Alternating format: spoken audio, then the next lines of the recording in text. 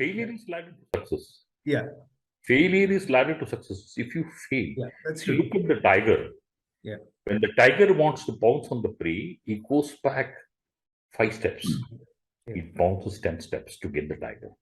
So there is a setback in everybody's life, but don't get yourself deterred. Yeah, sure. It's actually very inspiring to hear someone like you having 5 decades of experience, which talks about a lot of things. And right now, we are here to discuss about embracing change. Only don't forget, change is only constant in life. If you don't change, you're out. Either you cherish or perish. It's very simple. I started my career when I was hardly 18 years as a PA2 director when I was hardly SSC at the age of 18. So I used to earn in the morning and learn in the evening. I used to cycle about 30 kilometers a day. And I'm around 60, I will be touching 70 years of post-retirement, 12th year, I'm continuing. And I do a lot of TV interaction, then press coverage. I'm in touch with this almost more than 100 media editors and all this in India and overseas. And I have also headed legal department also. And it's a varieties of rule, public relations, a lot of companies, 5 decades of very good experience. See, I have come from an era when there was computers were not known. Yeah. And you have to change yourself, adapting to the changed scenario, changed circumstances, what's happening in India and overseas also. We have to keep an eye on that. Yeah. I was coming from an era when I used to be a touch typewriting, mechanical typewriter. I used to write down the stenography. And as you know that when the dawn of 80s started off with the computers, and in fact, in India, it came pretty late after 90s.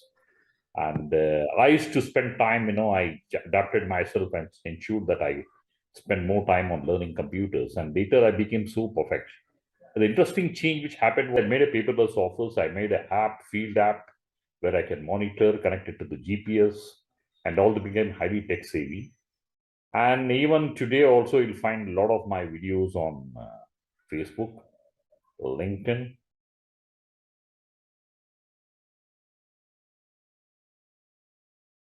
It's a very simple PDCA cycle. You plan. When you plan, you do according to that do. D is do. Whether P is confirming to do or not, you do C, that is check on it. You find out what is the difference. Is it an adverse variance or it's a favorable variance? Then you get to the YYY analysis. And if it is an adverse variance, you find out what is the reason for that. What is the root cause analysis? After finding out the root cause analysis, second is that you take a preventive action. Sorry, you take a corrective action. First thing is that close the gaps. Next is preventive action. That means they should not recur. And fourth is effectiveness of the action what you have taken at planned intervals. Then you come back to the P. The cycle continues. Around this circle, there is the important thing which revolves around this circle, just like a moon revolving around the earth. It's called continual improvement. The continual improvement is like a step, not that you just go like this, go up and suddenly come down. It's not like that. It is a step. What happens? You go on the third step, by chance you fall, you come to the second step, but you not go down.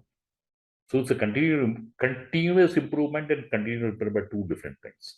So continual improvement is very important, and that's how you get yourself adapt to the change. You might be very highly dynamic about change, and you might be very acceptable when it comes to a change, but your team members might not be. So how do you think that was creating an impact? How did you create an impact on your team to adapt and work towards the change? When you're working as a team, I had a lot of team people under me working. We've gotten about 400, 500 people are working here. Also, number of people are working under me. The first thing is that I treat them as my equals. I never treat them as my boss. Most importantly, then when there is a success, they are in the front. They'll go and receive the laurels. When there is a failure, I'll be there at the front. I said, I'm responsible as the leader. I'm not a commander, I'm a leader. There's a difference between a commander and the leader. Now, what happens? When you develop a close rapport relationship with the people, much beyond the confines of the book, rule book, then you have a different type of relationship altogether. It's very important. I work as a team. I think I'm a member of the team. I'm not a boss. Though I might be a leader, but I'm not a boss. I'm with them even in the difficult circumstances, even it is much beyond the confines of the duties. There is some family is not well. So all these things, the bonding creates. So what happens, you are respected as a guru in Indian style. What you the Tamils, the guru is always respected. Yeah. He is nothing but a teacher. He is respected. They respect me as a teacher. And there are people who are left even today. They give me a call on Gudi Parma Day, wish me, sir, I need your blessings. So this kind of a relationship I develop. So whenever I tell them for a change, immediately they accept it because they have a confidence in me that whatever I do is always good for them. Point number two, when the uprising system comes, I don't keep it close. I said, I show them this appraisal. You want any change? You tell me. They're so happy. Look at it. I said, my appraisal, my boss is telling. And one thing is that all the individuals are intelligent people. They're born intelligent. The question is that how are you nurturing them? I wanted a housemate to be taking care of the house because I have the weight rooms and me and my wife and my daughters are all married. I mean, of course, the daughters were not married at the time. So I took a maid. She had one son, later she had another son. Now, I'll tell you the beauty of this. They were all small children. We brought them up. I put them in a best school in Pune, that's called St. Ursula, best school, which is very difficult to get. I put the boy in the school. That same boy today, I have got him admission, given for mechanical engineering today. And the second boy is doing exceedingly well. And the housemate who had come, she never know how to write English, how to speak English, how to put signature. She was totally known. And she was working as a laborer. As little child, she used to put her on the mud. He used to do the gamela. She used to take the things and do the work on the side. Same girl today is totally changed. I've given my scooter to her. Brought a lot of change. The question is that whether in the domestic front or in the business front, wherever the front, the relationship management makes a lot of difference. And let me tell you one more success story why I have been very successful with the media. Very successful. Today, they know me by Naga. Very successful to the media people. I remember them where there is no work. I remember them, I repeat, I remember them when there is no work. So I remember once in a while give a call. Pandemic situation, there was no media coverage. All media people, but still I was keeping my relationship alive with them, talking to them. How's the family? How the things are happening? That makes a difference already. So everywhere you go, these things are few factors.